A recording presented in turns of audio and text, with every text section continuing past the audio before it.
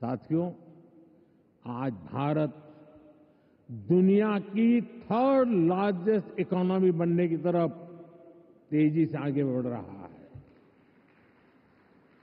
आज Bharat global fintech adoption rate में number 1 है।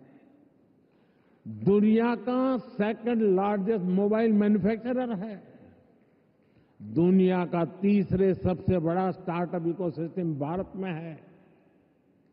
विकसित भारत की हमारी जर्नी तो अभी शुरू हुई है। भारत के पास इससे भी कहीं अधिक ऑफर करने के लिए है। भारत बिलियन प्लस आबादी के साथ साथ बिलियन प्लस स्टोरीज का भी देश है। 2000 साल पहले जब भरत मुनि ने नाट्यशास्त्र लिखा तो उसका संदेश था, नाट्यम भावयति लोकम। इसका अर्थ है कला संसार को भावनाएं देती है, इमोशन देती है, फीलिंग्स देती है। सदियों पहले जब कालिदास ने अभिज्ञान शाकुंतलम, तब भारत ने क्लासिकल ड्रामा को एक नई दिशा दी। भारत की हर गली में कहानी है, हर पर्वत एक गीत है, हर नदी कुछ न कुछ गुनगुनाती है। आप भारत के 6 लाख से ज्यादा गांवों में जाएंगे तो हर गांव का अपना एक फोक है, स्टोरी टेलिंग का अपना एक खास अंदाज है। यहां अलग अलग समाजों ने लोक कथाओं के माध्यम से अपने इतिहास को अगली पीढ़ी तक पहुंचाया है। हमारे यहां संगीत भी एक साधना है। भजन हो, गजलें हो, क्लासिकल हो या कंटेम्पररी, हर सुर में एक कहानी है, हर ताल में एक आत्मा है। साथियों, हमारे यहां नाद ब्रह्म यानी साउंड ऑफ डिवाइन की कल्पना है। हमारे ईश्वर भी खुद को संगीत और नृत्य से अभिव्यक्त करते हैं। भगवान शिव का डमरू सृष्टि की पहली ध्वनि है। मां सरस्वती की वीणा विवेक और विद्या की लय है। श्री कृष्ण की बांसुरी प्रेम और सौंदर्य का अमर संदेश है। विष्णु जी का शंख ध्वनि सकारात्मक ऊर्जा का आह्वान है।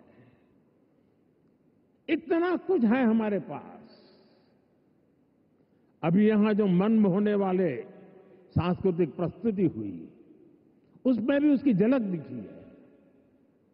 और इसलिए ही मैं कहता हूं, यही समय है, सही समय है। ये create in India, create for the world का सही समय है।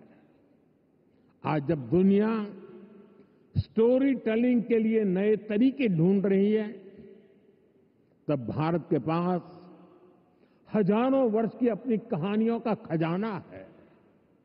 और ये खजाना टाइमलेस है, थॉट प्रोवोकिंग है और ट्रूली ग्लोबल है। और ऐसा नहीं है कि इसमें कल्चर से जुड़े विषय ही हैं।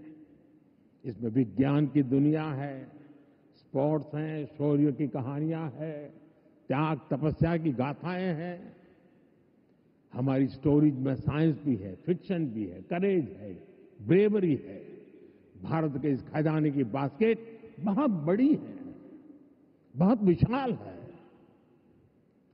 इस खजाने को दुनिया के कोने कोने में ले जाना,